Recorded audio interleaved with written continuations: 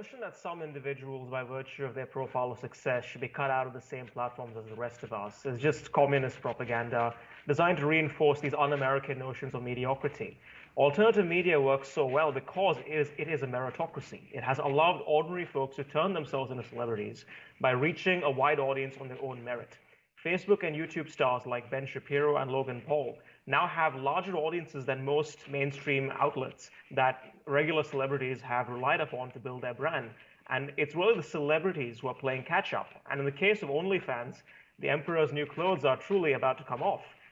In the process, they'll encourage competition, they'll benefit existing creators by bringing their fans onto the platform, and they'll help erase the barriers that currently give American celebrities this air of demigod-like unapproachability. I mean, they're just like you and I. They're just a lot richer and have a few more undiagnosed personality disorders. The blowback against celebrities joining social media platforms, ranging from YouTube to TikTok to OnlyFans, drips of a hipster elitism that frankly misses the mark. The problem isn't that celebrities creating accounts makes a platform less cool, but rather when they do so in ways that actively undermine and attack the existing users who built up that platform. It's not whether they join these platforms, but rather how they do so. For example, when Bella Thorne joined OnlyFans, she did so under the guise of respectability politics. She wasn't a sex worker. She was merely researching what being one was like for a role. Of course, if she'd wanted to do actual research, she should have built up an account from scratch anonymously, as the sex workers who have made OnlyFans famous do. Instead, she used her celebrity for a bait and switch, earning over $1 million in just one day from subscribers expecting X-rated posts. When she instead shared more PG content, the platform saw so many refund requests that it instituted a number of new policies that actively hurt the marginalized, mainly women, who have made OnlyFans a household name. Hello and welcome back to another Millennial Minute. I'm your host, Oni Higgins. We're discussing a hot topic, OnlyFans. Now, we've already heard from our guest, Satya Marar, policy analyst at the Reason Foundation. Now, joining him is Kat Murti, executive director of Feminists for Liberty. After Bella Thorne made millions and then reneged on some promises on OnlyFans, restrictions were put in place that hurt a lot of content creators. Should someone like her leave from the platforms? What are your thoughts, Kat? So I actually think that what Satya said about celebrities being able to join these platforms is a good thing. We should want these celebrities to join these platforms, if for no other reason than it gives a type of credibility to OnlyFans that helps prevent sites like this from being shut down, because sites like this are one of the safest ways for sex workers to ply their trade. The problem is that she came in a way which sort of downplayed and almost was offensive towards sex workers, suggesting that she herself wouldn't do sex work, that she was only there for research. And then she did these things that actually did hurt sex workers and their ability to get paid at the end of the month, right? What was, I think, a much better response is what she did after she got called out, after all of the negative feedback that she got, the backlash for what happened when she joined. She came out with, hey, I actually just wanted to lend some credibility to sex work and help make this platform something that sex workers can count on. I want to help the sex workers. I'm going to be using my platform to meet with OnlyFans, to talk to them about these policies.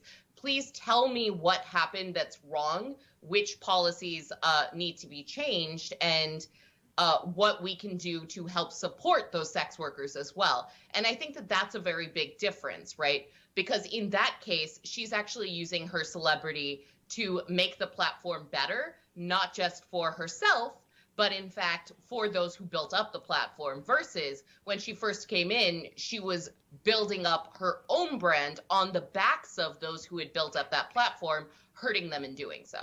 Okay. So Satya, what do you think? Should she leave the platform? Well, certainly not. And I think the fact that she's got all this backlash and the fact that all the refunds have been requested shows you that things are working out exactly the way they should work out.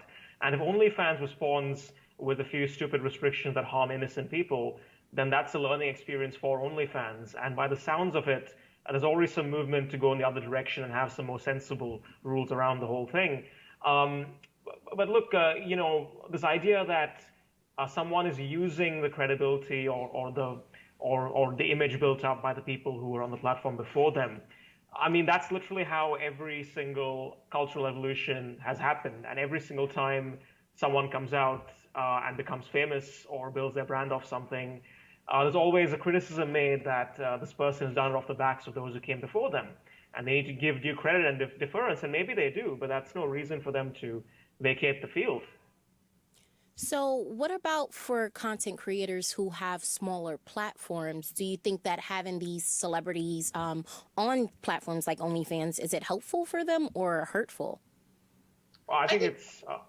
we'll go with you first, Satya. Okay.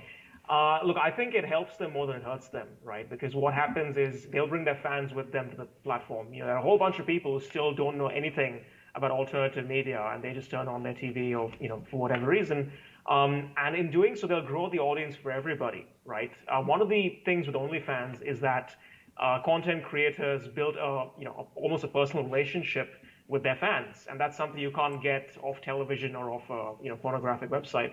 And I think the idea that celebrities come to these platforms in the long run will actually grow the audience for regular sex workers who can actually provide probably a more meaningful connection than a celebrity who's got 100,000 subscribers whom she cannot all interact with.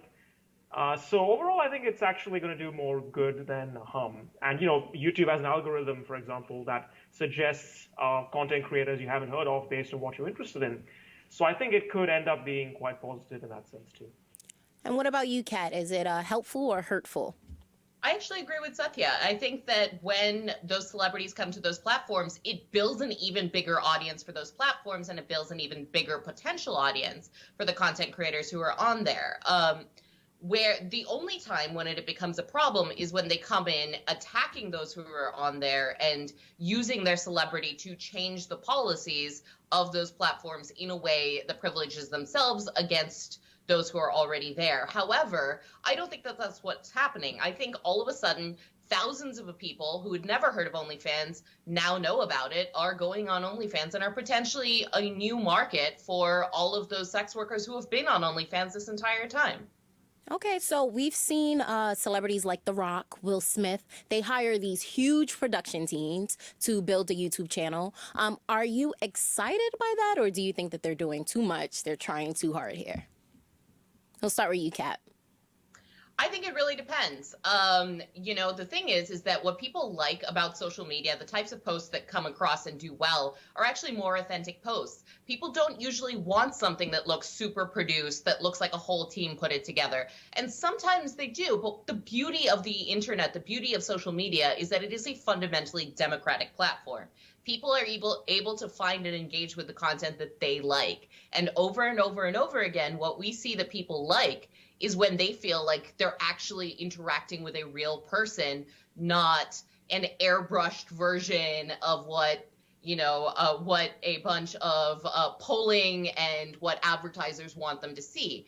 And so, yeah, maybe that'll work. Maybe it works for some audience, but for the most part, I actually think that the market that is already there, that exists on those platforms, is going to go for something that's a little bit realer, a little bit more authentic. And that actually gives more of an in for the folks who don't have access to something like a giant production team. And Satya, what are your thoughts? Do you think these celebrities like Will Smith, do you think they're trying too hard with the production teams? Look, I think it's completely fine, and I second everything that Kat said. I'd also like to bring up, a feud that happened 2 or so years ago, the whole PewDiePie versus T-Series feud, where on YouTube, PewDiePie, he's this organic content creator, and he was competing for the top spot, and he ended up going up against a record label mass-producing Bollywood music called T-Series, and they were neck and neck for so long. And his fans would go, online and, put joking abuse messages to T-Series and stuff like that. And, it was actually I was on Team T-Series because, yes, it is a big production house. It is a big mainstream company.